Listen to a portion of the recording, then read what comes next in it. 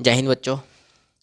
आप लोग जानते हैं कि कल की क्लास में हमने 2024 के जेडब्ल्यू के सॉल्यूशन चैप्टर से रिलेटेड कुछ पीवाईक्यूज किए थे, ठीक है। और आज की क्लास में हम उसका नेक्स्ट पार्ट करने जा रहे हैं, क्योंकि हमारे कुछ ही न्यूमेरिकल्स रह गए थे, कुछ ही पीवाईक्यूज रह गए थे, ठीक है। तो आज हम वो करेंगे, तो आप क्लास को पूरा देखिएगा, ठीक है, ताकि आप लोग, क्या हो सकता है कि कई बार रिपीट आ जाते हैं ये क्वेश्चंस, क्या आ जाते हैं, रिपीट क्वेश्चन आ जाते हैं। अगर आपकी प्रैक्टिस रहेगी तो रिपीट क्वेश्चन को जल्दी सॉल्व कर पाएंगे और टाइम बचेगा, ठीक है।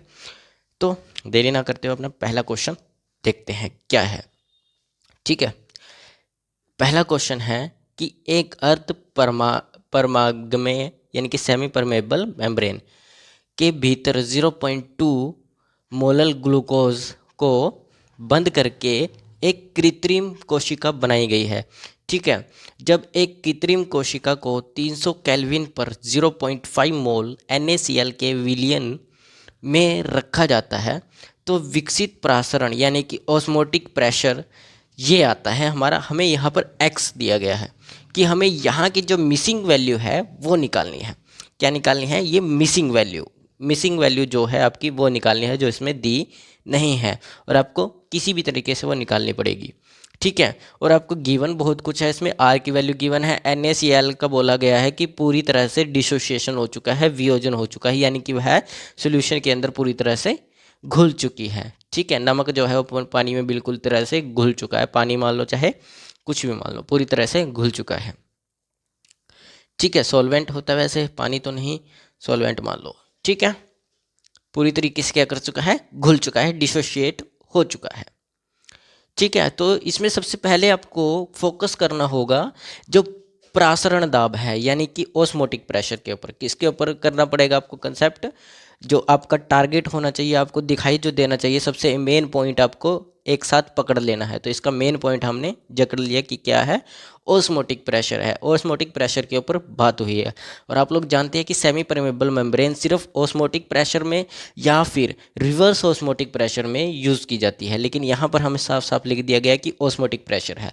तो ऑस्मोटिक प्रेशर का जो फॉर्मूला होता है वो πImRT होता है। ऑस्मोटिक प्रेशर का जो फॉर्मूला होता है, आंसर फोर्थ का क्या होता है? π = ImRT, ऑस्मोटिक प्रेशर, ये आपका फॉर्मूला होता है πImRT, जहाँ पर I का मतलब वाट ऑफ फैक्टर होता है, M का मतलब मोलैरिटी होता है, मोलैरिटी, लैरिटी नहीं, रीटी, ठीक है, रीटी, क्योंकि कैपिटल M है, स्मॉल m नहीं है। R का मतलब गैसियस कांस्टेंट, T का मतलब टेम्परेचर, ठीक है। ये आपको पहले ही गिवन है 0.083 R की वैल्यू। T टेम्परेचर आपको 300 केल्विन दिया गया है, ठीक है। आपको मोलैरिटी और वांट ऑफ फैक्टर निकालना है। क्या निकालना है? वांट ऑफ फैक्टर निकालना है। अब यहाँ पर बात की गई है आर्टिफिशियल। कृत्रिम का मतलब होता है आर्टिफिशियल, कृत्रिम का मतलब होता है आर्टिफिशियल, जो हम इंसानों द्वारा बनाई जाती है, ठीक है, उसको बोलते हैं आर्टिफिशियल। यानी कि जो इंसानों द्वारा बनाई गई जो कोशिका है वो ऑस्मोटिक प्रेशर में ऑस्मोटिक प्रेशर से बनाई जाती है, ठीक है। अर्ध परमाणु मेम्ब्रेन को हटाकर हम कौन सी लगाते हैं? कृत्रिम कोशिका, यानी कि आर्टिफिशियल सेल लगाते हैं। तो आर्टिफिशियल सेल के अंदर उसने क्या डाला है? ग्लूकोज डाला है। क्या डाला है? ग्लूकोज। तो ग्लूकोज एक नॉन इलेक्ट्रोलाइट सोल्यूट होता है, इसीलिए उसका कोई भी डिसोसिएशन नहीं होगा, इसलिए वहाँ पर I की वैल्यू 1 हो जाएगी। हम काफ़ी क्वेश्चनों में ये कर चुके हैं, ठीक है। तो क्या क्या कहा है इसने कि आर्टिफिशियल, आर्टिफिशियल का मतलब कृत्रिम, हिंदी में कृत्रिम कोशिका, कृत्रिम कोशिका है, उसके अंदर क्या डाला गया है? ग्लूकोज, ठीक है। क्या डाला गया है? ग्लूकोज, ठीक है। क्या डाला गया है? ग्लूकोज। और ग्लूकोज क्या है? एक अप अनअपघट्य, ठीक है, अनअपघट्य है।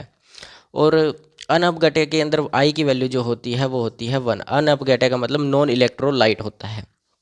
क्या होता है? नॉन इलेक्ट्रोलाइट, इसका मतलब नॉन इलेक्ट्रोलाइट होता है, ठीक है।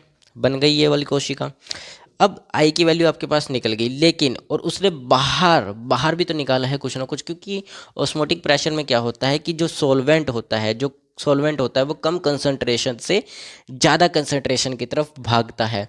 और जब भागते भागते वो क्या करता है, जब वो ज़्यादा कंसंट्रेशन की तरफ पूरी तरह भाग जाता है तो वहाँ पर एक प्रेशर क्रिएट हो जाता है। क्या हो जाता है? प्रेशर क्रिएट हो जाता है, यानी कि फ्लो बन जाता है कम से ज़्यादा की तरफ जाने का, कम से ज़्यादा की तरफ जाने का। कहाँ से? कम कंसंट्रेशन से ज़्यादा कंसंट्रेशन की तरफ जाने का फ्लो बन जाता है, और उसी फ्लो को हम बोलते हैं ओस्मोटिक प्रेशर, उसी को बोलते हैं हम ओस्मोसिस, और ओस्मोसिस से ही क्रिएट होता है ओस्मोटिक प्रेशर। ठीक है, तो ये बात समझ आई। तो आई की वैल्यू तो ये हो गई, लेकिन NaCl का फुली डिसोशिएट हुआ है। क्या बोला है इसने कि NaCl जो है वो फुली डिसोशिएट हुआ है, यानी कि पूरा वियोजन हुआ है, पूरा वियोजित हुआ है। तो इसके लिए इसका जो आई होगा वो 2 होगा, क्योंकि Na जो है, NaCl जो है जो 2 भागों में बंटता है, एक Na positive plus of Cl negative. तो 2 पार्टिकल्स बने, एक पार्टिकल से 2 पार्टिकल्स, 2 पार्टिकल्स बने, तो इसका मतलब क्या है? आई की वैल्यू 2 हो गई। तो यहाँ से आपको निकालनी पड़ेगी कि इफेक्टिव कंसंट्रेशन निकालनी पड़ेगी। क्या निकालनी पड़ेगी? इफेक्टिव कंसंट्रेशन निकालनी पड़ेगी, क्योंकि अब यहाँ पर 2 आई आ चुके हैं। तो आपको क्या निकालनी पड़ेगी? इफेक्टिव कंसंट्रेशन, यानी कि जो अंदर है ग्लूकोज और जो बाहर निकला है उसकी कंसंट्रेशन निकालनी पड़ेगी। ठीक है, यानी कि जिस पर इफेक्ट पड़ा है ग्लूकोज की भी, ग्लूकोज अंदर रह गया, NaCl बाहर निकल गया, तो कुछ ना कुछ कंसंट्रेशन पर इफेक्ट तो पड़ा होगा। ठीक है, तो वो निकालना पड़ेगा आपको कंसंट्रेशन। ठीक है, तो सबसे पहले आपको निकालनी पड़ेगी इफेक्टिव, ठीक है, प्रभावशील, ठीक है,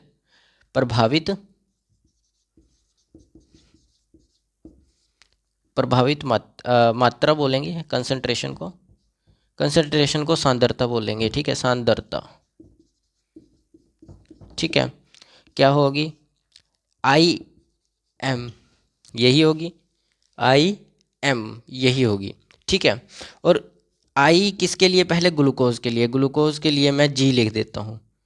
ठीक है, ग्लूकोज के लिए मैं G लिख देता हूँ। ठीक है, ग्लूकोज के लिए G लिख दिया। तो उसकी कंसंट्रेशन कितनी है? 0.2 है। फोर क्वेश्चन में देख लो, यहाँ पर 0.2 दी गई है। तो ये 0.2 इसकी इफेक्टिव सांद्रता आ गई ग्लूकोज की। NaCl की, NaCl की होगी IM is equal to 2 into, क्योंकि 2 आई की वैल्यू आई है NaCl में, क्योंकि NaCl 2 भागों में बटेगा। ठीक है, और NaCl की जो कंसंट्रेशन है वो 0.5 है, 0.05 यही है। तो ये बन जाएगा आपका 0.1, क्योंकि 10 बनेगा, 10 का पीछे 0 होती है पॉइंट के बाद, वो मानी नहीं जाती। ठीक है, यही होगा अभी तक तो जो कुछ हमने किया है इसमें यही होने वाला है। ठीक है, अब इसके अंदर नेट ऑस्मोटिक प्रेशर क्या होगा? देखो, 2 कंसंट्रेशंस हुई है, तो दोनों कंसंट्रेशंस के कारण ही क्या क्रिएट होता है? सॉल्वेंट की कंसंट्रेशन यानी कि कम से ज़्यादा की तरफ जाता है, तो वहाँ के कारण क्या होता है? ऑस्मोसिस क्रिएट होता है। तो अब यहाँ पर क्या क्रिएट होगा? यहाँ पर कौन सा ऑस्मोटिक प्रेशर क्रिएट होगा? यानी कि नेट ऑस्मोटिक प्रेशर पता होना चाहिए। क्या पता होना चाहिए? नेट ऑस्मोटिक प्रेशर पता होना चाहिए। तो नेट ऑस्मोटिक प्रेशर, तो वो निकालेंगे सबसे पहले नेट ऑस्मोटिक प्रेशर, क्योंकि एक है हमारे पास आर्टिफिशियल कोशिका और एक है हमारे पास सेमी परमेबल यानी कि अर्धपरागमय कोशिका। 2 कोशिकाएं हैं, तो ग्लूकोज को जो है वो किसके अंदर से डाला जाता है? अर्धपरागमय से। ठीक है, लेकिन कृत्रिम एक बंद कर गई, एक कृत्रिम कोशिका बनाई गई है। ठीक है, यानी कि उसको बंद करने के बाद एक कृत्रिम कोशिका बन गई, और जब इस कृत्रिम कोशिका को 300 डिग्री सेल्सियस टेम्परेचर दिया तो NaCl के विलयन में रखा जाता है, यानी कि NaCl का भी निकालना पड़ेगा जो बाहर है। तो दोनों की कंसंट्रेशन के ऊपर इफेक्ट पड़ेगा, तो क्या आएगा? ऑस्मोटिक प्रेशर यहाँ क्या क्रिएट होगा? क्या करना पड़ेगा? दोनों की कंसंट्रेशन चेंज हुई है, कंसंट्रेशन क्या होगी? चेंज होगी, क्योंकि इसकी और इसकी कंसंट्रेशन अलग अलग आई है। तो यहाँ पर दोनों की कंसंट्रेशन के कारण एक कंसंट्रेशन नई बनेगी। क्या? Change in concentration. तो चेंज इन कंसंट्रेशन निकालने के लिए आप क्या करोगे? कंसंट्रेशंस को माइनस कर दोगे, तो क्या आ जाएगी? 0.1 कंसंट्रेशन आ जाएगी, 0.1 कंसंट्रेशन। तो दोनों के बीच में जो डिफरेंस आएगा वो लेना है आपको, दोनों के बीच में जो डिफरेंस होगा वो लेना है, क्योंकि डिफरेंस के लिए ही आपको क्या करना पड़ेगा? आपके पास नेट ऑस्मोटिक प्रेशर आएगा। क्या आएगा? नेट ऑस्मोटिक प्रेशर आएगा। ठीक है, अब सब कुछ आ चुका है आपके पास। यहाँ पर नेट ऑस्मोटिक प्रेशर निकालने के लिए सबसे पहले क्या चाहिए था आपको? जो कंसंट्रेशन चेंज हुई है वो चाहिए होगी, क्योंकि हम कंसंट्रेशन 2 आ रही है, और अगर कंसंट्रेशन 2 आ रही है तो हम एक ही कंसंट्रेशन लिखनी होती है, लेकिन 2 नहीं लिखनी होती। तो इसलिए हम इनमें से एक कंसंट्रेशन निकालेंगे जो चेंज हुई है, सिर्फ जो दोनों के बीच में डिफरेंस है। दोनों कंसंट्रेशन नहीं लिख सकते, अगर 2 कंसंट्रेशन आ रही है तो उनके बीच का डिफरेंस लिखो फिर। ठीक है, तो आई और एम की वैल्यू आ गई आपकी ये। तो आई एम की वैल्यू यहाँ पर पुट कर दो भाई।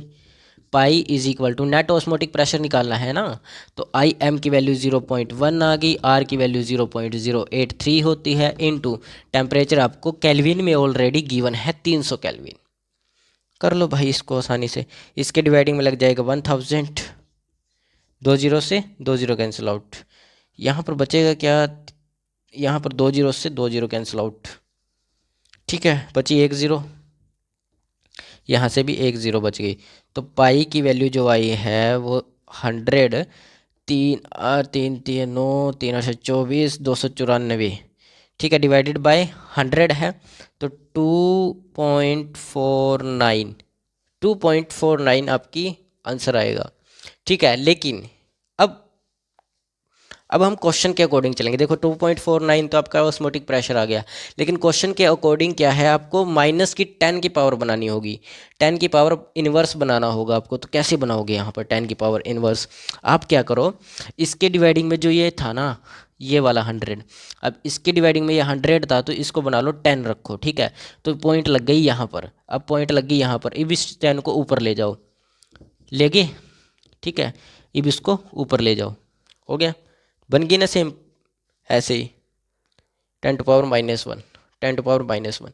तो ऐसे आपको आंसर निकालना पड़ेगा, क्योंकि आपके पास जो x की वैल्यू आएगी, x की वैल्यू अगले क्वेश्चंस में x लिखा होगा, यहाँ पर x की वैल्यू जो नेट आएगी आपके पास ये आएगी। यहाँ पर ऑस्मोटिक प्रेशर क्रिएट होगा, इतना ऑस्मोटिक प्रेशर क्रिएट होने वाला है। That's all. ठीक है, तो ये था आपका 4th क्वेश्चन। छोटा सा था, बड़ा क्वेश्चन तो था ही नहीं। लिखो, फिर हम अगले क्वेश्चन की तरफ चलते हैं, जो हमारा 5th क्वेश्चन है। ये थोड़ा बड़ा क्वेश्चन है, क्योंकि इसके अंदर बहुत कुछ घुमाव फिराव होगा, वो आपको करना पड़ेगा। ठीक है, आना तो हर कोई क्वेश्चन चाहिए, JEE है भाई, कोई छोटा मोटा एग्जाम तो है नहीं। करो इसको, फिर अगले क्वेश्चन की तरफ चलते हैं। तो चलो अगले क्वेश्चन चलते हैं, अच्छे से समझ आना चाहिए क्वेश्चन, चाहे रिपीटेड देखो, कोई दिक्कत नहीं।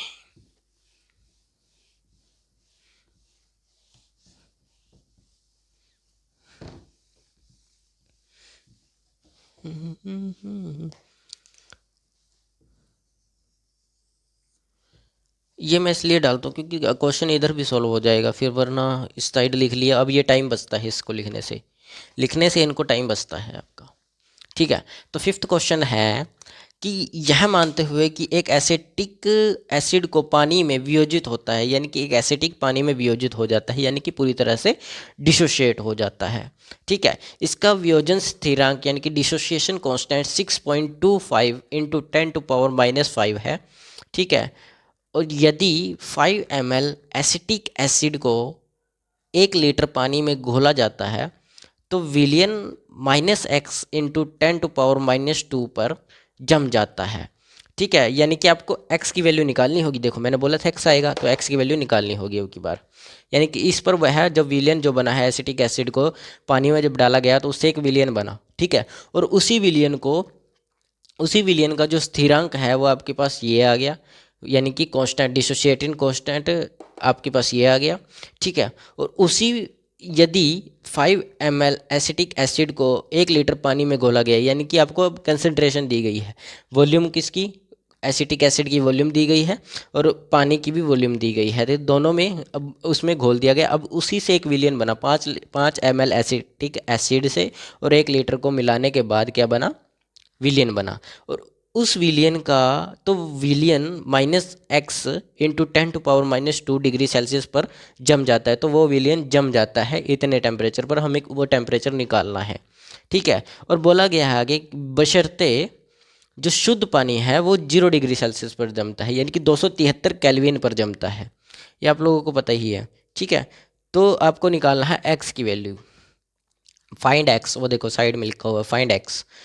अब दिया क्या क्या है आपको, के एफ दिया गया है, वाटर का है ये 1.86, एसिटिक एसिड घनत्व 1.2 ग्राम पर मोल दिया गया है, ठीक है। एम एल है, सॉरी ये मोल नहीं आएगा, एम एल। एसिटिक एसिड का मोलर द्रव्यमान 60 ग्राम पर मोल दिया गया है, ठीक है। और बोला गया एसिटिक एसिड का वियोजन, यानी कि वियोजन की अभिक्रिया आपको दी गई है, रिएक्शन, रिएक्शन भी आपके पास गिवन है। तो सॉल्व करो, करें सॉल्व, ठीक है। पहले कॉल हम सॉल्व करते हैं।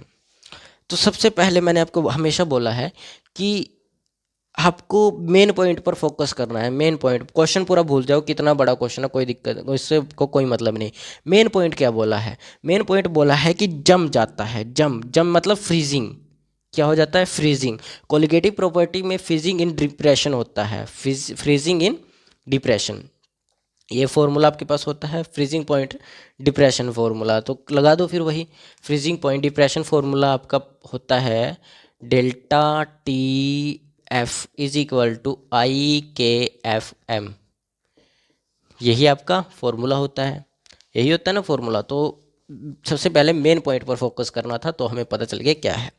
यहाँ पर आपको क्या क्या दिया गया है, आई वाट हो फैक्टर होता है, के एफ जो होता है फ्रीजिंग कांस्टेंट होता है, ठीक है। और एन जो एम है आपका स्मॉल एम, ये मोलैलिटी होता है, क्या होता है, मोलैलिटी होता है, मोलैलिटी क्या होता है, मोलैलिटी होता है, ठीक है। अब आपको सबसे पहले क्या क्या निकालना होगा वो देखो, आई की वैल्यू निकालो। सबसे पहले आपको क्या निकालना पड़ेगा, आई की वैल्यू निकालनी पड़ेगी, ठीक है। आई की वैल्यू हम निकाल लेंगे, कोई दिक्कत नहीं उसमें, आई की वैल्यू निकालने के लिए, ठीक है। आई की वैल्यू निकालने के लिए आपको डिग्री ऑफ डिसोसिएशन भी चाहिए होगा, क्योंकि अब की बार वह पूरी तरह से डिसोशिएट हो चुका है। देखो डिसोसिएशन कांस्टेंट भी दे दिया गया है और पूरी तरह से डिसोशिएट हो चुका है, ये भी इसने बोल दिया है, ठीक है। तो हमें क्या निकालना पड़ेगा, पहले डिग्री ऑफ डिसोसिएशन, उसके बाद आई लिख देगा, ठीक है। तो इससे पहले आप छोटा सा एक काम कर लो, मोलैलिटी निकाल कर ख़त्म करो। मोलैलिटी निकल गई, के एफ हमारे पास गिवन है, आई की वैल्यू निकालना रह जाएगा, और आई की वैल्यू जहाँ पर निकली क्वेश्चन में पुट कर देंगे, फॉर्मूले में पुट करके हमारा आंसर आ जाएगा, ठीक है। तो सबसे पहले हम निकालते हैं मोलैलिटी, और मोलैलिटी निकालने के लिए सबसे पहले आपको निकालना पड़ेगा एसिटिक एसिड का मास, क्योंकि क्योंकि देखो एसिटिक एसिड पानी में घोला जाता है, यानी कि एसिटिक एसिड का मास चाहिए होगा, यानी कि मोल्स चाहिए होंगे आपको। देखो मैं बताता हूँ कैसे, मोलैलिटी का जो फॉर्मूला होता है वो होता है moles of solute divided by solvent in KG, यानी कि ग्राम में आपको सॉल्वेंट चाहिए, तो आपको ग्राम में सॉल्वेंट चाहिए होगा, वो बात सही है। आपको यहाँ से लीटर से आप इसको पानी को चेंज कर लोगे, लेकिन एक चीज़ और, एक चीज़ ध्यान दो, आपको यहाँ पर मोल्स ऑफ सोल्यूट भी चाहिए होगा। मोल्स ऑफ सोल्यूट के लिए आपके पास मास ही गिवन नहीं है, किसका मास, एसिटिक एसिड का मास ही गिवन नहीं, वॉल्यूम गिवन है, अलग बात है, वॉल्यूम आपको गिवन है, ठीक है, और डेंसिटी गिवन है, लेकिन आपको इसके अंदर मास गिवन नहीं है। सबसे पहले आप इसका मास निकालोगे तभी तो मोल निकाल पाओगे, तो पहले हम निकालते हैं मास। तो डेंसिटी मतलब घनत्व आपको दिया गया है, घनत्व क्या दिया गया है, 1.2 ग्राम, ठीक है। और फॉर्मूला क्या होता है घनत्व का, आपको सबको पता है, तो हम उसमें से सीधा मास निकाल लेते हैं, mass by volume into density, यानी कि यहाँ पर क्या आ जाएगा, इनटू वॉल्यूम इनटू घनत्व, यानी कि डेंसिटी आ जाएगा, बस यही होगा। वॉल्यूम कितनी दी गई है, 5 ml, 1.2, यही होगा ना, 1.2 दी गई है। तो अब आप ऐसा करो, इसको मल्टीप्लाई करो, तो मल्टीप्लाई करोगे तो क्या आएगा, ये 10 आ गया, इसको इससे डिवाइड कर दिया 2 आ गया, 2 को इससे कर दिया 12 से, तो 6 ग्राम आ गया। कितने ग्राम, 6 ग्राम आ गया, ग्राम पर मोल में होता है ना, तो इसलिए ग्राम आया, ओके ये आ गया, ठीक है। अब आप इसके मोल्स निकाल लो, moles of solute, moles of, ठीक है, मोल्स निकाल लोगे तो 6 ग्राम आपका ये है, और आपको पता है एसिटिक एसिड का मोलर मास इसने गिवन है 60 ml, कितना है 60, इसको इससे डिवाइड करोगे तो 1/10 आएगा, 1/10 को आप लिख सकते हो 0.1, इतने मोल्स आ गए, इतने मोल्स आ गए, ठीक है, क्या आ गए, इतने मोल्स आ गए।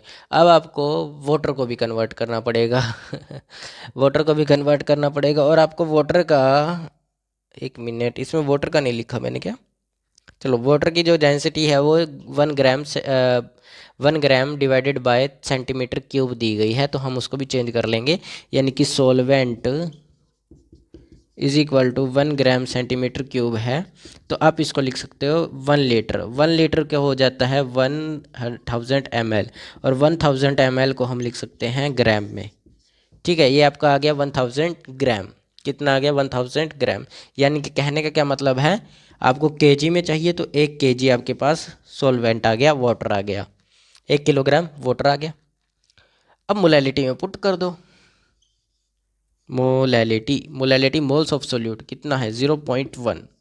ठीक है, और 1 kg आपके पास मोलैलिटी आ गई 1.0, 0.1 सॉरी 0.1, 0.1 आ गई। के एफ आपके पास गिवन है। आई की वैल्यू अब निकालो, आई की वैल्यू, क्योंकि आई की वैल्यू हमारे पास गिवन नहीं है।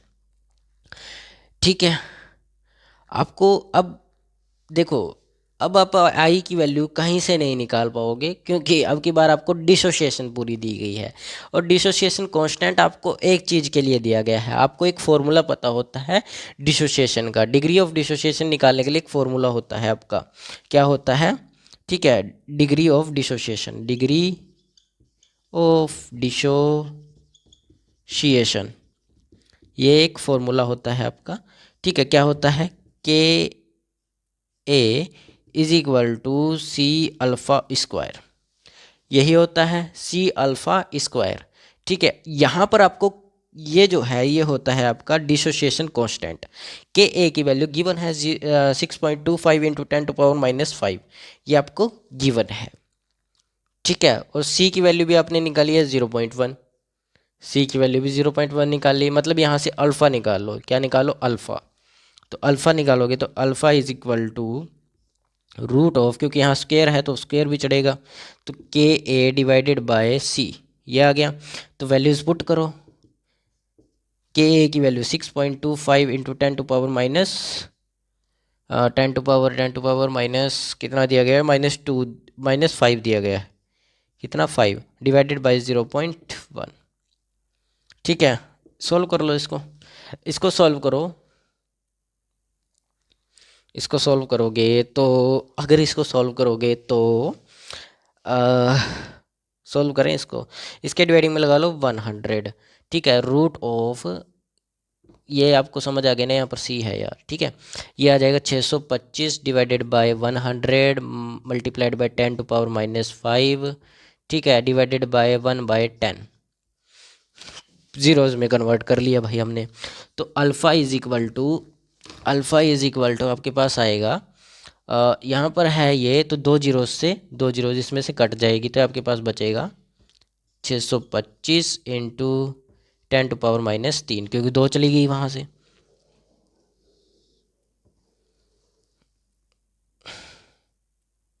ठीक है, ठीक है, ठीक है, ठीक है, इसको ऐसे ये करेंगे।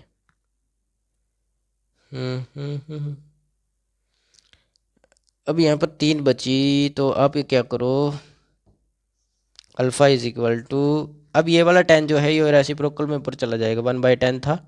ठीक है, ये रेसिप्रोकल में ऊपर जाएगा, तो 625 इंटू 10⁻⁻4 हो जाएगा। ठीक है, अब इनका रूट पता है आपको, 4 वाली पावर का रूट होता है, और इसका भी आपको पता है रूट क्या होता है। देखो, अल्फ़ा इज इक्वल टू आएगा 625 का रूट होता है 25। ठीक है, इसका रूट जो होता है वो होता है 10⁻⁻2 आ जाएगा। ठीक है, रूट ख़त्म, कैंसल आउट, रूट से बाहर निकाल लिया इसको। अब ये 10 है, इसको निकाल लो 0.025, लिख सकते हैं हम इसको 0.25, 0.25, ऐसे ही करेंगे तो 4 2 2 आएगा इसके बटे में, तो 0.25 आएगा यार, 0.25। ठीक है, यहाँ से समझ आया। अब आपके पास एक कंडीशन होती है कि I is equal to 1 plus alpha, ये होती है, तो I की वैल्यू यहाँ से आ जाएगी। I की वैल्यू क्या आएगी, 1 प्लस 0.25 इज इक्वल टू 1.25। ये वैल्यू आएगी। अब इस वैल्यू को आप डेल्टा टी एफ में पुट करो, क्योंकि आपको निकालना है फ्रीजिंग पॉइंट, एक्स की वैल्यू निकालनी है। तो 1.25 इंटू के एफ 1.86 इंटू कंसनट्रेशन 0.1, मोलैरिटी, मतलब मोलैरिटी की बात कर रहा हूँ मैं, मोलैलिटी की, सॉरी, ठीक है, मोलैलिटी की बात कर रहा था, 0.1 आ गई। इसके डिवाइडिंग में 100, इसके डिवाइडिंग में 10, तो ये तो आ गए आपके 4 4 4 5 आ गए 125 के। अब इससे मल्टीप्लाई, गड़बड़ हो गई, मल्टीप्लाई कर रहे हैं। 25, 106, 5 का 30, 5/40 और 3 43, 4 हासिल, 5 1 5 5 9, 2 6 12, 1 हासिल, 2 8 16, 1 17, 2 1 2 और 1 3। आ गया 0.65 आ गया। यहाँ पर 9 7 14, 9 7 16 और 6 22, 2 हासिल, 5 13, 1 2 23, ये आया 23,250। तो डेल्टा टी एफ आपका आएगा ये 5 जीरो हैं, तो 1 2 3 4, 0.25, 1 2 3 4 5, 0.223, सॉरी 25 नहीं, 23, ये आपका टी एफ आएगा। लेकिन अब क्वेश्चन की फॉर्म में देखो, तो क्वेश्चन की फॉर्म में आपको दिया गया था 10⁻⁻x इंटू 10⁻⁻2, ठीक है, 10⁻⁻2 दिया गया था, ठीक है, इतना दिया गया था। तो 125 86, ठीक है, ठीक है, ठीक है, ठीक है, ठीक है, ठीक है। ये तो अब इसके डिवाइडिंग में लगा लो, 10⁻2 दिया गया है, तो इसके डिवाइडिंग में लग जाएगा 10⁻⁻2, ठीक है, 2 आ जाएगा अकेला। तो इसके बेटे में 2 आ गया, तो ऊपर चला जाएगा, तो वो बन जाएगा आपके पास 23 इंटू 2, और x की वैल्यू आएगी माइनस में, तो x इज इक्वल टू आ गया -23। देन ये वैल्यू आपको निकालनी थी। सिर्फ क्वेश्चन पढ़ने से ही आपका आंसर आ जाता है, आपको पता तो चल जाता है कम से कम क्या करना है। क्वेश्चन ना पढ़ोगे तो कुछ नहीं आएगा। और इसका देखो हमने कहीं यूज़ नहीं किया, कोई यूज़ नहीं इसका, इतना खास नहीं यूज़ किया, ठीक है।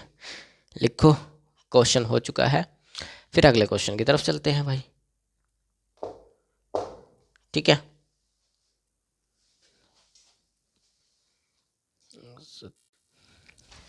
तो पिछले क्वेश्चन समझ आई, ठीक है। अब हम करते हैं अपना अगला क्वेश्चन, जो है 7th।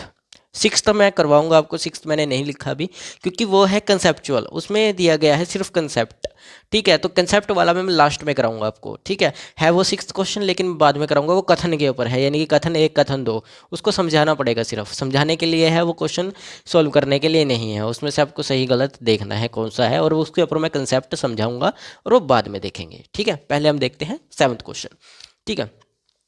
नीचे दिए गए दुर्बल अमल x के वियोजन पर विचार करना है, यानी कि वियोजन मतलब डिसोसिएशन पर हमें विचार करना है, किसके, एच एक्स के। आपको दुर्बल अमल दिया गया है ये, ठीक है। तो एच एक्स एक्वस, आपको ये इसकी रिएक्शन दी गई है पूरी, यहाँ तक रिएक्शन है। के बी आपको इसका दिया गया है 1.2 इंटू 10⁻⁻5, और के बी का वियोजन स्थिरांक है जो आपका, ठीक है। 300 केल्विन पर एच एक्स को 0.03 मोलर जलीय विलयन का प्रसारण दाब, आपको ओस्मोटिक प्रेशर भी इसमें भी निकालना है। इसमें क्या निकालना है, ओस्मोटिक प्रेशर ही निकालना है, सेम प्रोसेस, ठीक है, बस यही है। और डिग्री वियोजन स्थिरांक निकालना है, तो सबसे पहले आपको वियोजन स्थिरांक ही निकालना पड़ेगा, क्या है उसमें से आपको आई की वैल्यू निकालनी पड़ेगी, कि आई की वैल्यू क्या होगी। देन क्वेश्चन सोल्व करो। अब अपना, आप लोगों को आता है कैसे सोल्व करना है, करो सोल्व। तो सबसे पहले नब्ज़ पकड़ो, नब्ज़ का मतलब इसकी सबसे मेन पॉइंट पकड़ो। मेन पॉइंट क्या है इसका, मेन पॉइंट है कि आपको निकालना है ओस्मोटिक प्रेशर। क्या निकालना है, ओस्मोटिक प्रेशर। तो ओस्मोटिक प्रेशर का फॉर्मूला लिखाओ, लिखो यहाँ पर। आंसर है आपका 7th का, क्या कहता है कि ओस्मोटिक प्रेशर, ठीक है, ऑस्मोटिक प्रेशर लिखा।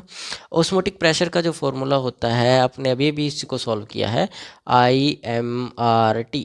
ठीक है, सेम वैसे ही सॉल्व होगा जैसे आपने पहला क्वेश्चन किया था, सेम वैसे ही सॉल्व होगा। और इसको आधे बच्चे छोड़ कर आ गए थे, आधे बच्चे छोड़ कर आ गए थे। लेकिन ये छोड़ना नहीं था, करने वाला क्वेश्चन था यार, आसान क्वेश्चन है, कोई सा बड़ा क्वेश्चन होगा, करने वालों को पता होता है वैसे, लेकिन बड़ा नहीं था, मेरे तो कहने से बड़ा नहीं था, आप लोगों ने वैसे ही मान लिया। आई का मतलब आपको पता ही है क्या होता है, वांट ऑफ फैक्टर। एम का मतलब मोलैरिटी, रीटी, मोलैलिटी नहीं रीटी, मोलैरिटी। ठीक है, जिसमें आप वॉल्यूम ऑफ सॉल्वेंट लेते हो। आर है आपका, आर है गैसियस कांस्टेंट, टी है टेम्परेचर। मैंने आपको पहले ही बता दिया, अब और दोबारा दोबारा रिपीट नहीं करेंगे। ठीक है, तो आर की वैल्यू आपको गिवन है, एम की वैल्यू आपको गिवन है। देखो कैसे गिवन है, आर तो यहाँ लिखा है, ठीक है, एम यहाँ लिखा है, दोनों आपको गिवन है। टेम्परेचर भी गिवन है, टेम्परेचर भी तो गिवन है, 300 कैलोरी। आपको सिर्फ एक ही चीज़ निकालनी रह गई, क्या निकालनी रह गई, आई की वैल्यू निकालनी रह गई, क्योंकि आई इसमें दिया नहीं है, कहीं पर आई की वैल्यू नहीं लिखी। तो हम आई की वैल्यू देखते हैं क्या होगी। ठीक है, और आई की वैल्यू के लिए हमें डिग्री ऑफ डिसोसिएशन निकालना पड़ेगा, जिसके लिए हमें के बी स्थिरांक दिया गया है, वियोजन स्थिरांक 1.2 इंटू 10⁻⁻5 दिया गया है। तो हम इसमें पुट करेंगे, देखो क्या होता है। डिग्री ऑफ डिसोसिएशन का फॉर्मूला आपको पता ही है,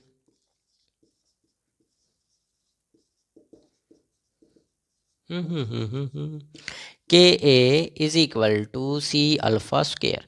अल्फा स्क्वेयर के क्या होगा, अब alpha is equal to root of K A divided by C. Then जो दिया है पुट करो, क्या क्या दिया गया है, alpha is equal to root of, ठीक है, root of 1.2 into 10⁻⁻5 divided by concentration है 0.03 मोलल। कंसेंट्रेशन कितनी है, 0.03 मोलल। सेम है, क्वेश्चन ज़्यादा बड़ा नहीं है, सेम क्वेश्चन है। ठीक है, अब इसमें भी 100 लगा लो, डिवाइडिंग में सेम करो वही प्रोसेस, इसमें भी आप लगा लो 10। यहाँ पर मैं छोटा कर देता हूँ इसको, 10 लगा लिया। अब 10 में से इससे एक जीरो कैंसिल आउट, 4 बचा ऊपर। ठीक है, 4, एक मिनट 4 नहीं बचेगा, अब की बार ये बन जाएंगे 6। ठीक है, इसको मिलाकर ये बन जाएंगे 6, 5 से पहले 6 हो गए, अब ये 2 ऊपर जाएगा।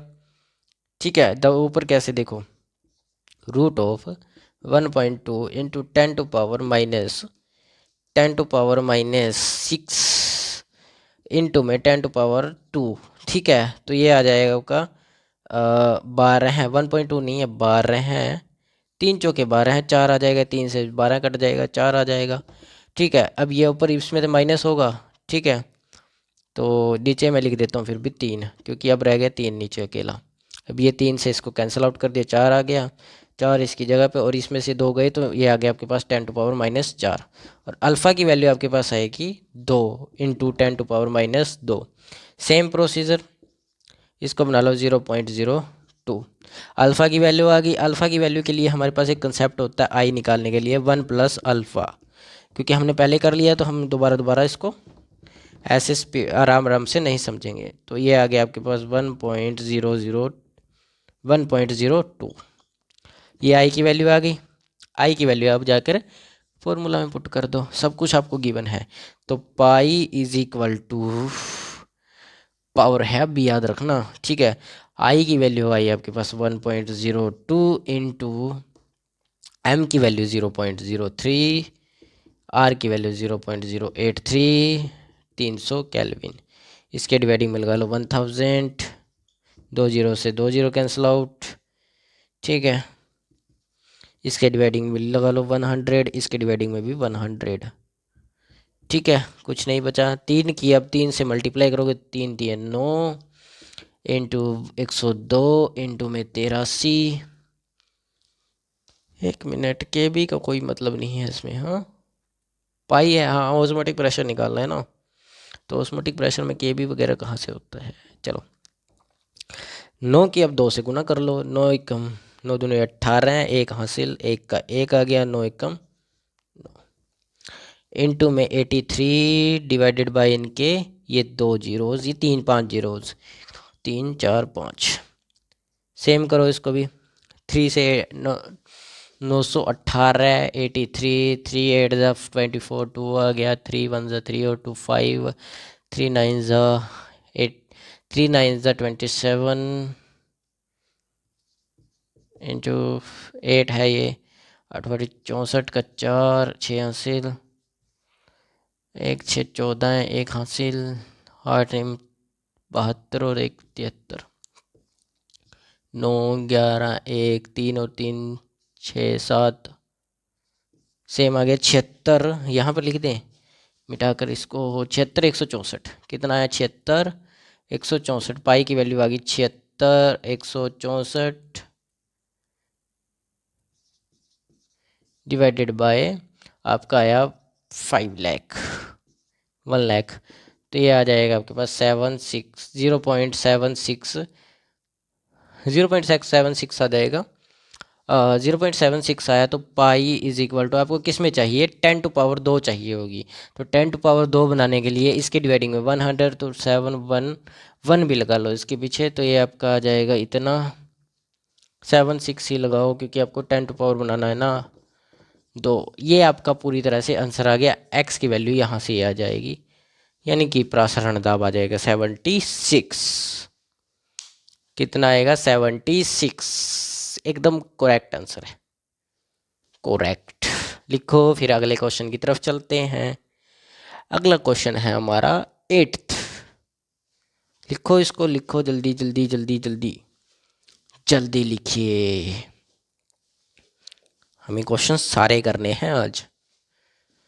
आज हमारा अच्छा फ्लो बन रहा है, चलो।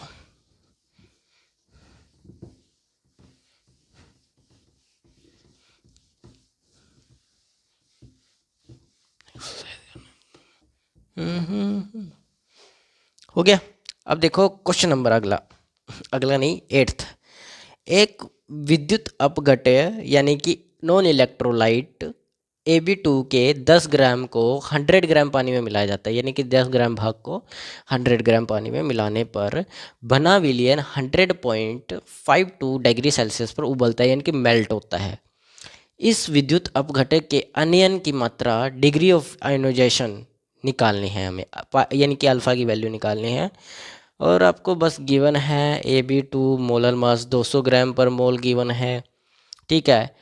Kb वाटर 0.52, पानी का जो नॉर्मल स्थिरांक है वो 100 डिग्री सेल्सियस गिवन है। Ab2 आयनित यानी कि उसकी एक रिएक्शन गिवन है।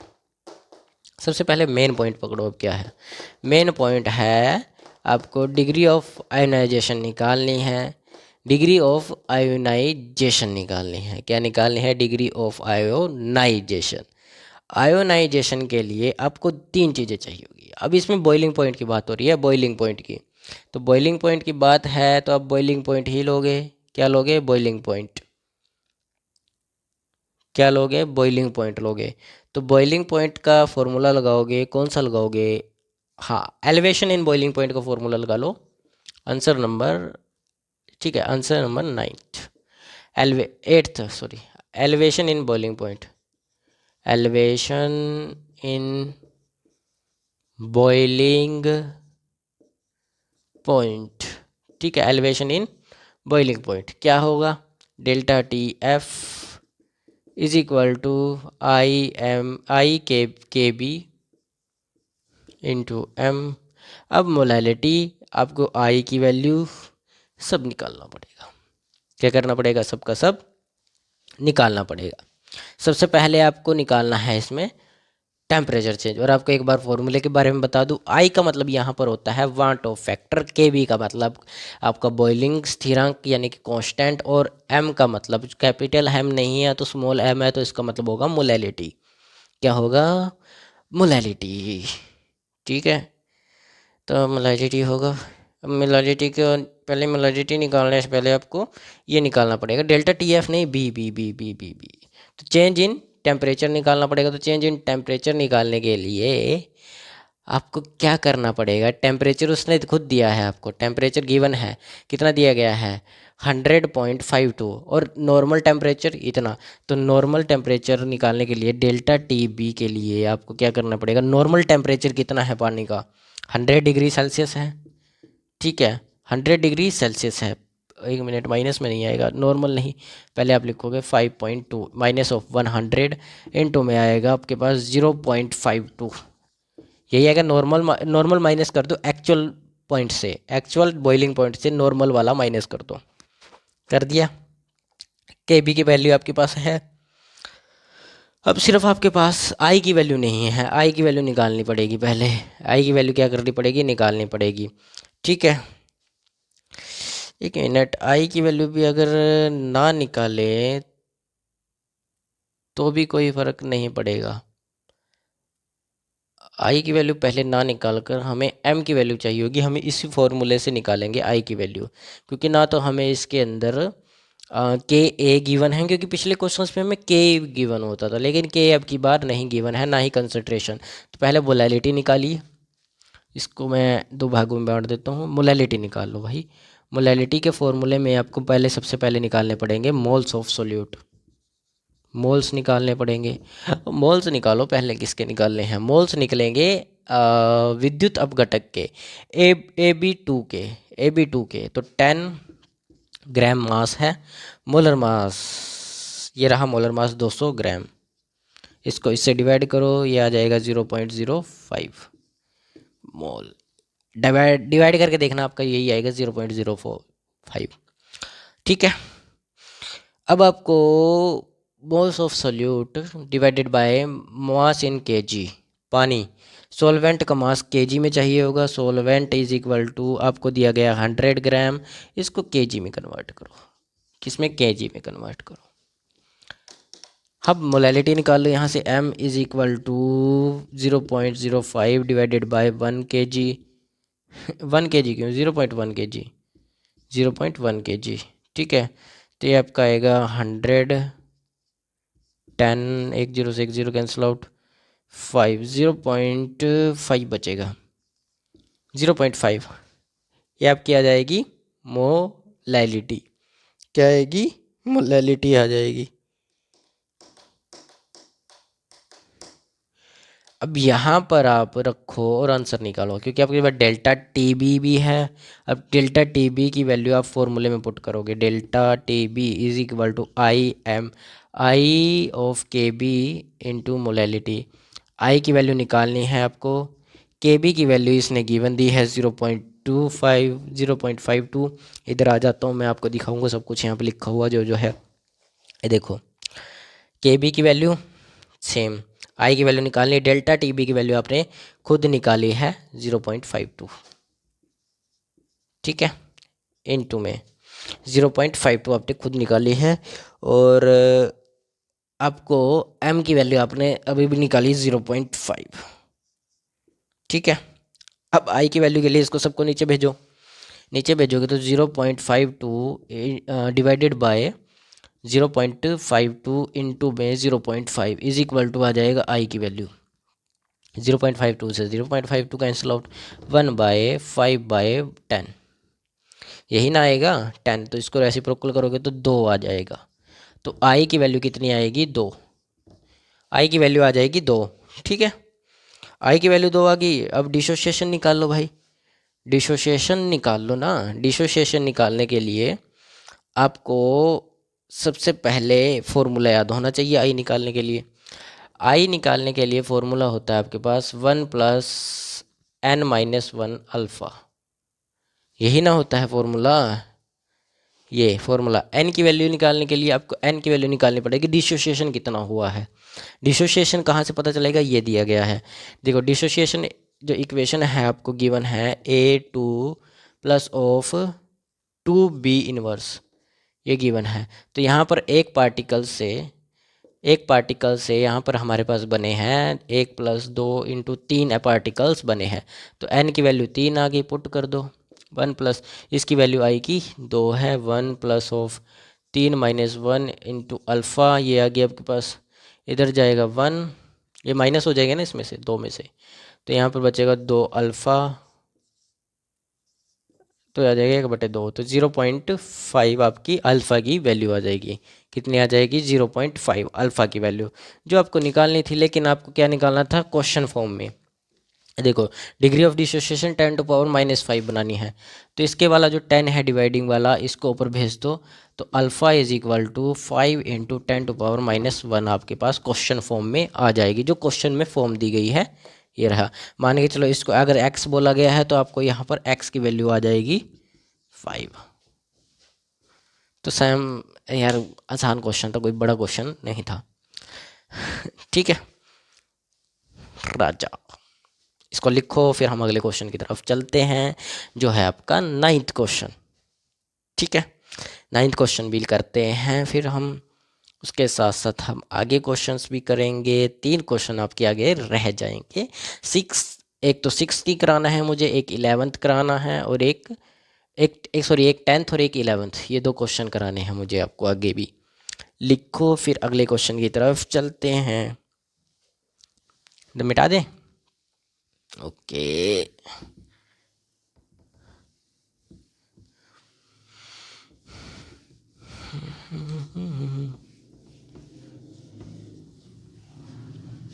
चलो, अब देखो अगला क्वेश्चन। अगला क्वेश्चन पढ़ो पहले क्या कह रहा कि 1 विलियन में 1 मोल एथिल अल्कोहल को 9 मोल पानी में मिलाकर 1 विलियन तैयार किया जाता है। ठीक है, विलियन में विलेय का द्रव्यमान प्रतिशत क्या करना है? मास परसेंटेज निकालनी है, जिसमें मोलर मास आपको ग्राम पर मोल में निकालना है, और एथिल अल्कोहल आपको जो है ये दिए गए हैं, यानी कि 46 आपको किसका? एथिल अल्कोहल का मोलर द्रव्यमान दिया गया है, 18 आपको पानी का दिया गया है, आपको वही निकालना है बस। ठीक है, तो इनका तो कुछ करना भी क्या है यार, मास of solute divided by mass of solvent into 100। Simple है, सिंपल तो है, लेकिन आपको मास तो निकालना पड़ेगा। तो मास निकालने के लिए आंसर लगेगा, मोल्स का फॉर्मूला लगाओ, मोलर मास, ये ना होगा। तो मोलर मास आपको गिवन है, मोल्स आपको गिवन है। सबसे पहले मोल्स निकालेंगे, मास निकालेंगे हम। किसका किसका किसका किसका किसका मास निकालेंगे? एथिल अल्कोहल का। किसका निकालेंगे? एथिल अल्कोहल का। तो एथिल अल्कोहल का निकालो, एथिल अल्कोहल, एथिल अल्कोहल का मोलर मास निकाल लेंगे। ठीक है, मोलर नहीं, द्रव्यमान। ठीक है, तो एथिल अल्कोहल का द्रव्यमान निकालेंगे, तो mass is equal to molar mass into moles. Molar mass आपको दिया गया है 46, और मोल्स आपको दिए गए हैं 1, तो ये आ जाएगा 46 ग्राम। मास आ गया। अब आपको निकालना है पानी का। किसका निकालना है? पानी का। पानी का निकालने के लिए mass is equal to, same formula use करो, 9 इंटू 18। ठारानी में कितने होते हैं? बताओ ना बच्चों, जल्दी बताओ कितने होते हैं। इतना टाइम नहीं है अपने पास। ठारानी में कितने होते हैं इतना नहीं पता यार आप लोगों को। क्या करोगे आप लोग, क्या करोगे? बहुत कुछ करेंगे सर, इंजीनियर बनेंगे, डॉक्टर बनेंगे, किसी की किडनी उठाकर दिल पर लगा देंगे, दिल उठाकर किडनी पर लगा देंगे। ठीक है ना? पंखे वाले बटन पर हम लगा देंगे लाइट का, लाइट वाले पर लगा देंगे पंखे का, और उसमें से एक तार निकाल देंगे बाहर। इस तार को छुओ और दुनिया का स्वर्ग पाओ। ठीक है, ऐसा नहीं करना है, सही काम करना है, तभी आपको कोई हायर करेगा। ठीक है, तो इसको करें। अब हो गया यहाँ तो। अब आपको क्या है, मास आ गया दोनों का। मास आने के बाद आपको बस क्या निकालना है? हाँ, सॉल्यूशन। मास ऑफ सॉल्यूशन, क्योंकि आपको मास परसेंटेज निकालनी है।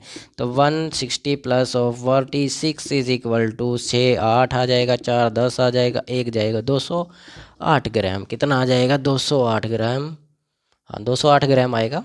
ठीक है, तो फॉर्मूला भर दो भाई, मास परसेंटेज निकालनी थी। Is equal to mass percentage mass of solute. Mass of solute कितना है? 46 है, 208 डिवाइडिंग में। तो सिंपल हो गया क्वेश्चन। ठीक है, 100 इनके मल्टीप्लाई में होगा, 100 भी तो होता है ना मल्टीप्लाई में, तो परसेंटेज है ना, 100 भी आएगा। ये बन जाएगा आपका 4600, 208। इसको 2 पे भेजोगे, 2 दूनी 4, 2 तिये 6, 0 का 0 0। ठीक है, इसको डिवाइड करोगे, 2 एकम 2, ना जाने की 0। ठीक है, 2 चौके 8। इसको फिर 2 पे भेजोगे, ये आएगा आपके पास 2 पंजे 10, 2 2, यहाँ पे भेजोगे 2 एकम 2। ठीक है, यहाँ पर 3 है, 2 एकम 2, ऊपर से बचा 10, 5 आ जाएगा, यहाँ पर 0 का 0 आ जाएगा। अब फिर 2 पे भेज दो उसको, ये आ जाएगा आपके पास 2 दूनी 4, 2 छके 12 है। इसको भेजोगे, 2 पंजे 10, 2 सत्ते 14, 14 1 2 पंजे 10। अब 26 से इसको डिवाइड कर दो भाई, क्या आएगा, 26 दूनी 52.52 सा 5 बच गया, ऊपर से उतारा 55, 52। ठीक है, 52 आपके पास बचा फिर से 3 0, यानी कि 1 ठीक है 1, फिर आपने लगाया फिर 0 1, फिर आपके पास कितना बचेगा, यानी कि आपके पास 30 में से 4 बचा, 4 में से 0 40, फिर 1 पे जाएगा, फिर 1 पे जाएगा, फिर 1 पे जाएगा। तो इससे बेटर है आप ये लिख दो। क्या ज़रूरत है आगे बढ़ने की भाई, परसेंटेज में निकालना था, निकाल दी पास परसेंटेज। करना क्या था, कुछ नहीं करना था, कोई बड़ा काम इसमें नहीं करना था। 3 क्वेश्चन हो गए ये वाले। अब अगले 3 क्वेश्चंस करते हैं जो आपके रह गए हैं, फिर आपका ये 2024 के सारे सॉल्यूशन से रिलेटेड क्वेश्चंस आपके ख़त्म हो जाएंगे। फिर हम करेंगे नीट के, जो कि मैंने वादा किया था कि हम JEE ख़त्म करने के बाद नीट के क्वेश्चंस करेंगे। अब आपके लगभग 26 तारीख तक पूरे नीट के क्वेश्चंस चलेंगे। ठीक है, 26 तारीख तक आपके नीट के क्वेश्चन चलेंगे, उसके बाद NDA के भी चलेंगे।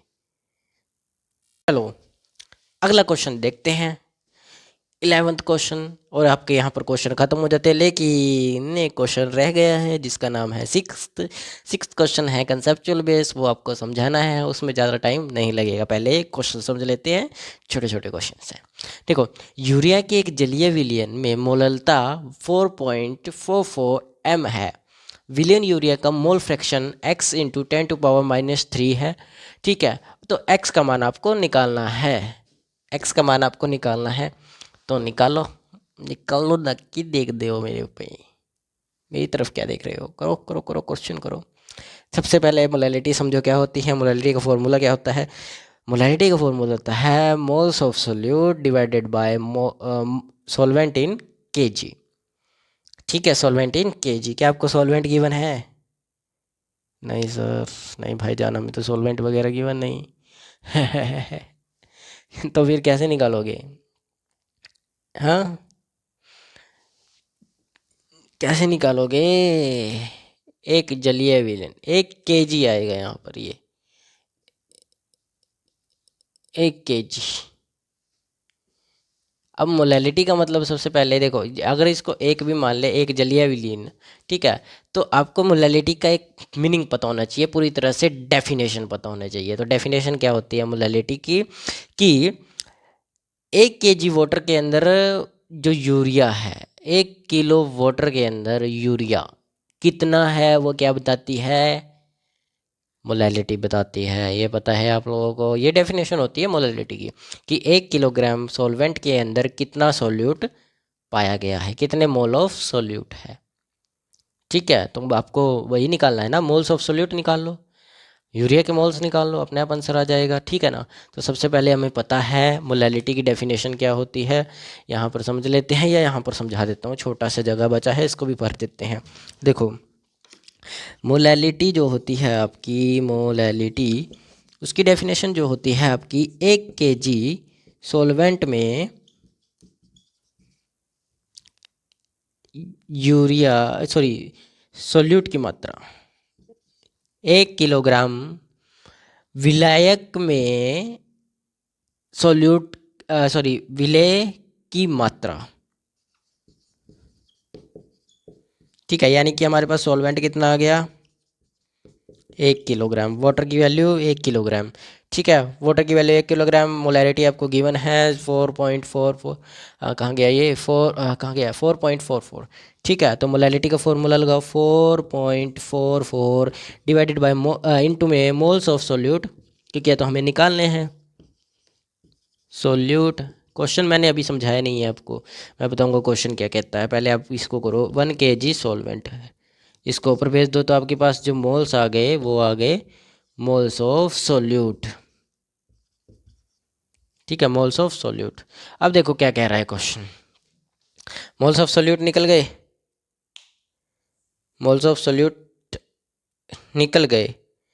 कितने निकले? 4.4 मोल्स निकले। लेकिन एक बात समझो ध्यान से मेरी, 4.4 मोल्स तो निकल गए, एक बार ध्यान से समझना। अब आपको बोला गया था इसमें मोल फ्रैक्शन निकालने के लिए, तो मोल फ्रैक्शन निकालने के लिए हमें मोल्स ऑफ सोल्यूट की ज़रूरत पड़ी, और मोल्स ऑफ सोल्यूट की अगर ज़रूरत पड़ी है तो मोल्स ऑफ सॉल्वेंट की भी ज़रूरत पड़ेगी, तो वो भी निकालो। मोल्स ऑफ सॉल्वेंट,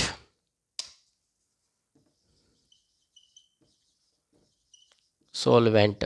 तो मोल्स ऑफ सॉल्वेंट निकालने के लिए आपको आपको आपको आपको वाटर का जो मोलर मास होता है वो आपको पता है 18 होता है। 1 किलोग्राम, 1 किलोग्राम है ना, तो इसको 1000 करो। क्यों 1000 क्यों करो? क्योंकि ग्राम में लेते हैं हम मोलर मास निकालने के लिए, सॉरी मोल्स निकालने के लिए।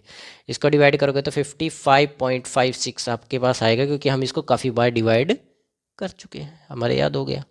तो अब निकाल लो मोल फ्रैक्शन। कितना आसान क्वेश्चन है भाई, कौन कहेगा इसको मुश्किल क्वेश्चन को। Mole fraction of urea solute का निकालना है, तो X A is equal to क्या आएगा? 4.44 divided by 4.44 plus of 5.6 is equal to, ये आ जाएगा 6 4 9, 6 4 10, एक हासिल 4 9 और एक 10 पॉइंट। नीचे जुड़ेगा ना ये 0 0, ये जुड़ा इसमें 5 और 4 9 0 आ गया ये भी। ठीक है, ये आ गया 0, ये 5 6 हो गया, 6 0 आया है। कितना है नीचे जोड़कर इनको? 60 आ जाएगा, मतलब 0 0 बन गया, पॉइंट हटा दिए 0 के बाद। तो 44 डिवाइडेड बाय 100, क्योंकि मैंने पॉइंट हटा दी। रेसिप्रोकल कर लो, 44 डिवाइडेड बाय 100, ठीक है, इनटू में 60 नीचे 1 ऊपर। तो इसको 2 पे काटोगे 30 आएगा, इसको काटोगे 2 2 2, इसको काटोगे 1 1 1, इसको काटोगे आप, आएगा आपके पास 15। हाँ ठीक है, 15 है आ गया। तो X A is equal to 111 divided by 15 into 100, क्योंकि ये वाला 100 भी हमारे पास बचा हुआ है। तो 15 से इसको डिवाइड कर लो, 15 की पहाड़े पर तो जाएगा नहीं, 15 सत्ते 105, तो 7 पे गया। ठीक है, 15 7 105, ये 100 तो 100 रहेगा। ओके जी, ये आ गया हमारे पास 7 15 6, कितना बचेगा? 6 बचेगा, 0। 15 15 छिक्के 15 चौके 60, 74, ये आ जाएगा 74.10⁻²। एक्स ए की वैल्यू। अब क्वेश्चन की तरफ जाओ, क्वेश्चन क्या कह रहा है? पावर -3 बोला गया है। कितने बोला गया? -3। अभी हमारे पास -2 है, तो यहाँ से पॉइंट हटाओगे, इसको 3 बना दोगे, बस हो गया आंसर। बड़ा हो गया ना ज़्यादा 3, तो ये हो गया आंसर। ये आंसर क्रिएट हो गया। एक्स की वैल्यू कितनी आ गई? 74 आ गई। देन यही आपको निकालनी थी यार, क्वेश्चन कुछ बड़ा नहीं था। मोल फ्रैक्शन निकालना था, मोल्स निकाल लिया हमने, मोल फ्रैक्शन हो गया। ठीक है ना, बड़ा था क्वेश्चन नहीं था सर, आसान था भाईजान हमारे लिए तो। खेल है खेल, अरे इतना भी आसान नहीं है यार, खेलोगे इसके साथ। क्वेश्चन हो गया, लिखें, चलो मिटा दिया। ठीक है, अब चलते हैं हम अगले क्वेश्चन की तरफ। प्यारा क्वेश्चन है, दुलारा क्वेश्चन है, और छोटा क्वेश्चन भी है। छोटा क्वेश्चन है, देखो छोटा क्वेश्चन क्या कहता है कि 27 डिग्री सेल्सियस पर शुद्ध बेंजीन और मिथाइल बेंजीन का वाष्प दाब क्रमश, ये दिया गया है 80 टोर, ये दिया गया 24 टोर दिया गया है। इन दोनों द्रवों के सममोलर यानी कि इक्विमोलर मिश्रण के साम्यावस्था का मतलब होता है इक्विलिब्रियम में वाष्प प्रावस्था यानी कि वेपर फेस में मिथाइल बेंजीन का मोल अंश ये होता है। आपको निकालना है यहाँ पर एक्स की वैल्यू। क्या निकालनी है? Value of x. Value of x निकालनी है। सबसे पहले आप इसके मेन पॉइंट को पकड़ो, क्या है? पकड़ो जल्दी से, बताओ क्या होता है मेन पॉइंट इसका? मेन पॉइंट होगा इसका P I, partial pressure. Main point होगा पार्शियल प्रेशर। अब इसने बोल दिया है वाष्प के ऊपर, किसके ऊपर बात की है, वाष्प दाब के ऊपर। ये देखो वाष्प दाब, तो आप लगोगे पार्शियल प्रेशर का। पार्शियल प्रेशर कौन सा, आइडियल सॉल्यूशन रूल्स लॉ का। कौन सा, रूल्स लॉ का। तो रूल्स लॉ का लगाओ भाई, क्या लगाओ, गिवन लिख लो पहले इसमें क्या क्या गिवन है, क्योंकि इसमें बहुत कुछ गिवन है। ठीक है, प्योर बेंजीन, अरे यार हिंदी में लिख देते हैं, शुद्ध बेंजीन इज इक्वल टू 80 टोर। ठीक है, और शुद्ध मिथाइल बेंजीन ये है हमारे पास 24 टोर। ओके, इन दोनों के दो, ये आपको गिवन है भाई सब कुछ। टेम्परेचर भी गिवन है, टेम्परेचर कितना गिवन है, और इन्होंने बोला है इक्विमोलर है। तो अगर इक्विमोलर है तो इक्विमोलर है तो ये बना, आप इनको मान सकते हो इक्विमोलर बोला गया है। इक्विमोलर तो is equal to X of methyl, जो हमारे पास होते हैं वो 0.5 होते हैं। कितना होता है, 0.5। गिवन होगा ये, आपको मैंने लिखा नहीं, गिवन होगा ये। इक्विमोलर बेंजीन और मिथाइल क्या होंगे, दोनों दोनों यही होंगे, बेंजीन मिथाइल दोनों यही होंगे। 0.5 ये आपको गिवन होगा, मैंने लिखा नहीं, गिवन है ये आपको। ठीक है, अब आपको निकालना क्या है, इसमें से मोल फ्रैक्शन निकालना है। इक्विमोलर है तो मोल्स ऑफ फ्रैक्शन यही आ गया, दोनों का यही आया। तो आपको क्या करना पड़ेगा, रूल्स लॉ का फॉर्मूला लगाओ इसमें। रूल्स लॉ का फॉर्मूला लगाओगे तो P is equal to P naught A of X A. तो P naught A pure benzene, benzene का आपको दिया गया है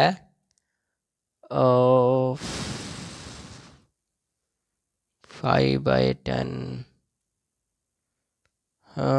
पी ए यानी कि 80 बेंजीन का है ना, तो ए की बात कर रहे हैं तो 80 प्लस ऑफ 10, नहीं प्लस ऑफ 0.5, इसको लिख लो आप 5/10, इसको ये 0 कैंसिल आउट, और ये आ जाएगा पी ए आ जाएगा 40, इतना ही आएगा पी ए 40। हाँ इधर ही आएगा रूल्स लॉ में। तो मोल फ्रैक्शन निकालूंगा मैं, चिंता मत करो, मोल फ्रैक्शन निकालना है हमें।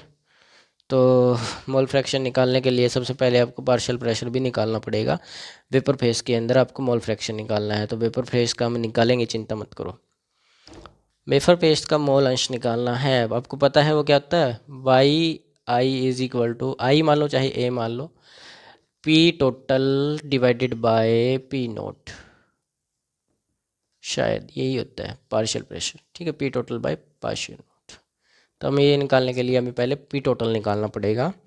तो पी बी निकाल लो अब, same formula, P B X B, P naught B X B, P naught B 24 sorry कितना है 24 इंटू में 0.5, सेम करो इसको भी आप 5/10 लगा लो, ये आ जाएगा 120 डिवाइडेड बाय 10, ये काटोगे तो आ जाएगा 12 है, पी बी की वैल्यू आ गई 12 है। अब पी टोटल निकाल लो, 12 है प्लस 40 आपके आ जाएंगे 52, कितना आ जाएगा 52 आ जाएगा, 52 टोर आपके पास आ गया।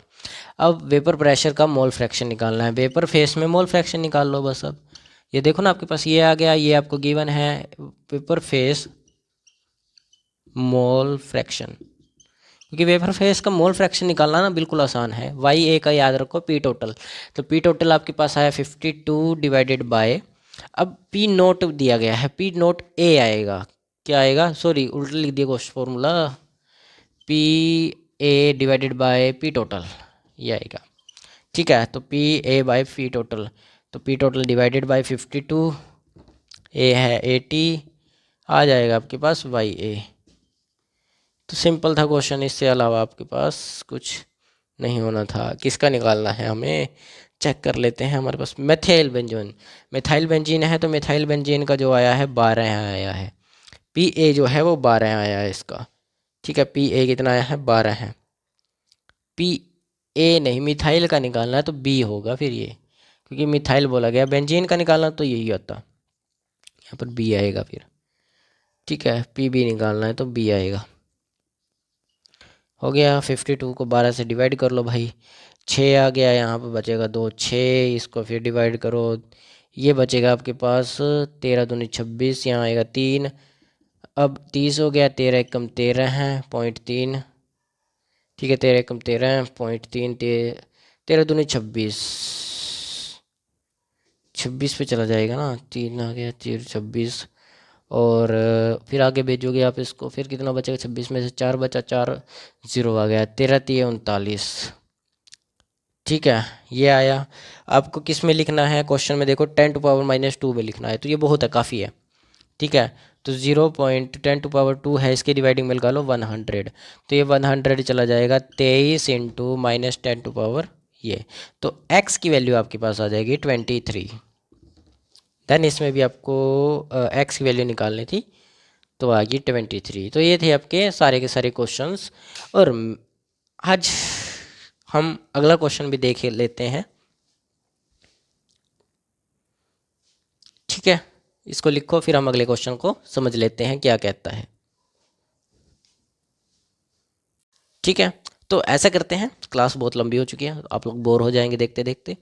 तो ऐसा करते हैं कि हम जो 6 क्वेश्चन है उनको कल नीट के क्वेश्चंस के साथ साथ मैं पहला वही क्वेश्चन समझा दूंगा, क्योंकि आपका लास्ट क्वेश्चन रह गया, एक क्वेश्चन को समझाने में कोई गड़बड़ नहीं होगी। तो कल हम वो क्वेश्चन समझ लेंगे, साथ के साथ हम नीट के क्वेश्चंस भी करेंगे। और नीट के क्वेश्चंस मुझे अलग अलग प्रीवियस ईयर तो नहीं मिले, एक साथ mix up previous year 62 previous year questions है। 62 से मैं ऊपर कराने की कोशिश करूँगा, लेकिन 62 अभी अवेलेबल है तो 62 करेंगे। बाकी मैं क्वेश्चन ढूंढ ढूंढ कर कहीं ना कहीं से लिख कर जरूर लेकर आऊँगा आपके लिए। ठीक है, क्योंकि आपको तो मुझे एकदम डीप नॉलेज देनी है कि आप जिस एग्ज़ाम में बैठो उस एग्ज़ाम को क्रैक कर लो। ठीक है, तो आज के लिए इतना ही। जय हिंद, जय भारत।